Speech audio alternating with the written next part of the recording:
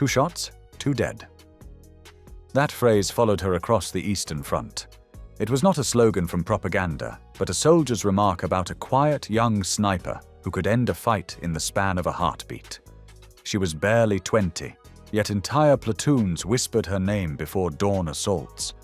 In the ruins of East Prussia, amid snow and gunfire, she had become both symbol and shadow. Her name was Roza Shanina, and before the war was over, she would mark her place in Soviet records as one of the deadliest snipers of the Second World War. But legends rarely begin at the trigger. Let's trace where hers truly started. Records show Roza Yegorovna Shanina was born on April 3, 1924, in the remote village of Yedma, in the Arkhangelsk region of northern Russia. Her father, Yegor, was a logger and a veteran of the First World War. Her mother, Anna, worked as a milkmaid and taught her children to read before they entered school. Roza was one of 6 siblings in a household that often struggled to stay warm during the long Arctic winters. From early on, she was described as bright, stubborn, and drawn to books more than chores. At 14, she decided to pursue further schooling in the city, but her parents refused to let her go. She left anyway, setting out alone through the northern forest, 200 kilometers of mud, frost, and silence, until she reached a railway station and boarded a train for Arkhangelsk. When she arrived, the city felt like another world. At the teachers' college, she studied literature and lived on a modest stipend. The staff remembered a thin, determined girl who spent evenings in the library and refused to complain about hunger. She graduated in 1942, just as the Second World War reached her doorstep. The air raid sirens came first. Arkhangelsk shook under the echo of German bombers, and the sky above the port burned red. Roza joined the local fire watch brigade, climbing to rooftops with buckets of sand while searchlights cut across the smoke. One night, as the fires died down, she received a telegram of 4 words that changed her life. Killed in action. Leningrad. Her brother Mikhail was gone, and days later, another notice followed. Fyodor, her second brother, was dead in the same siege. From that moment, she wrote, I had only one thought, to avenge them. In 1943, the Soviet Union was bleeding soldiers at an unimaginable rate. When the State Defense Committee finally approved the enlistment of women in combat roles, Roza was among the first to volunteer. The officers she met still told her that women were needed as nurses, not fighters. Each rejection only hardened her resolve. She kept writing, visiting officers, and pleading for a chance to serve. Then came the breakthrough. News of a new sniper training program near Moscow, the Central Women's Sniper Training School. For the first time, someone was willing to let her fight. The program accepted women aged 20 to 45 with at least 7 years of schooling. They trained under live fire, learned to estimate wind by the movement of leaves, and practiced camouflage in the mud for hours at a time. Former instructors described Roza as quiet and unusually patient, with an instinct for distance and timing. She graduated with honors in April 1944 and was assigned to the 184th Rifle Division on the 3rd Belarusian Front. By then, the Soviet counteroffensive had reached the borderlands of Belarus. Her platoon consisted entirely of women snipers operating in pairs. Each pair carried a Mosin Nagant rifle, a pistol, and rations for several days. On April 5th, near the village of Kozy Gori, Roza made her first confirmed kill. Witnesses said she trembled afterward and whispered, I killed a man. A comrade replied, You killed a fascist. That moment marked the beginning of her brief but intense career. Within a week, she had eliminated 13 enemy soldiers under heavy fire. Commanders took notice. The Order of Glory, 3rd class, arrived soon after, making her the first woman in her division to receive it. By June 1944, Operation Bagration was underway, the vast Soviet campaign that destroyed Germany's Army Group Center. Official orders temporarily withdrew women snipers from the front for safety, but Roza refused to leave. She petitioned her commander in writing, insisting she could not rest while others fought. Her request was approved. She fought through the forests and burning towns of Belarus and Lithuania. Fellow soldiers recalled that she preferred to work alone at dawn, crawling across open ground to find a better angle.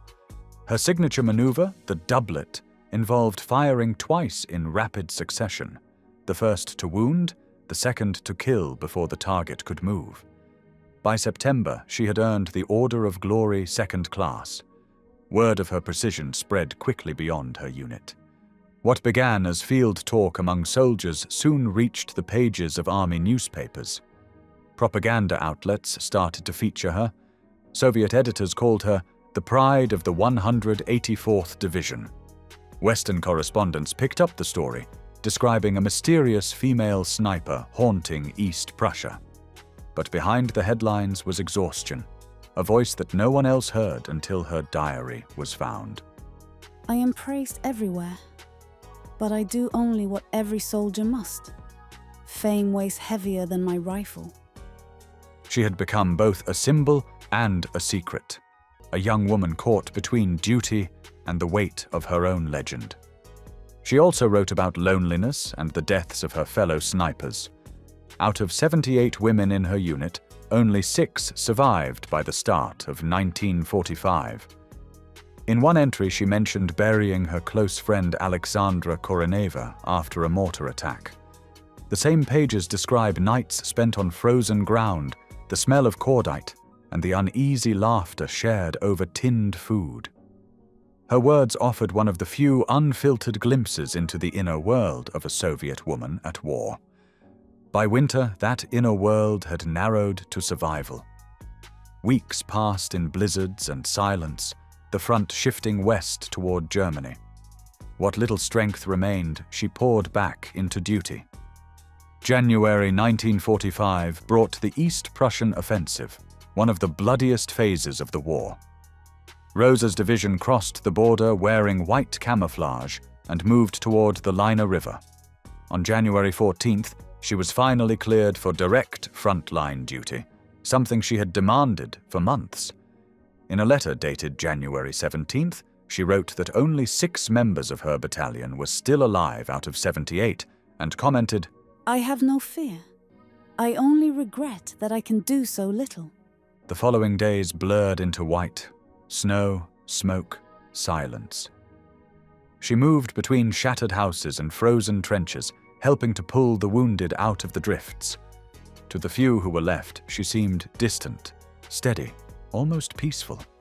Then came January 27th, near the village of Ilmsdorf. German artillery opened fire on her unit. A shell exploded near an officer of a self-propelled gun. Roza ran forward to drag him to safety. Another explosion tore through the ground beside them. Shrapnel ripped open her chest and abdomen. According to field reports, she was still conscious when medics reached her and asked first whether the wounded officer had survived. She died the next day, January 28, 1945. She was 20 years old. Her comrades buried her beneath a pear tree on the bank of the Lena. 3 months later, the Red Army captured Königsberg, and the war in Europe ended soon after. News of her death reached Arkhangelsk weeks later. Her mother received the notice in silence and placed her daughter's medals inside a small wooden box. The Soviet press published her photograph again, this time bordered in black. The official tally credited her with 59 confirmed kills. For years, her name appeared in school textbooks as an example of patriotic bravery. But her diary, retrieved by a war correspondent named Pyotr Molchanov, was not published until 1965. The entries startled readers. They revealed doubts, compassion for enemy soldiers, and reflections on the cost of killing. In one passage, she described capturing a German teenager and thinking of her brothers. In another, she wrote, I am not a machine. My soul aches after every shot. Those pages turned her from a wartime symbol into a human witness. Streets and schools were later named after her in Arkhangelsk and neighboring towns. Shooting competitions in the region still bear her name. Historians now describe her as one of roughly 2,000 Soviet female snipers who together accounted for more than 12,000 enemy deaths. Only a few hundred survived the war. Before we close, one detail worth noting. When her diary was republished decades later, an elderly woman came forward claiming she had served in the same division. She said that on the morning Roza died, the snow was falling heavily, and the medics used her own cape to cover the body before carrying it to the tree. She added simply, "She looked peaceful, as if she had fallen asleep after guard duty." Today, a simple granite marker stands near the site of her death. It bears a single line: Senior Sergeant Roza Shanina, 1924 to 1945. Each spring, flowers appear there, left by visitors who know her only from a faded photograph and a diary that survived against orders. In those quiet pages, she is still 20, still writing, still asking whether courage and sorrow can ever truly be separated. If stories like this move you, subscribe for more untold chapters of war and history. Tell us in the comments which forgotten figure you believe deserves to be remembered next.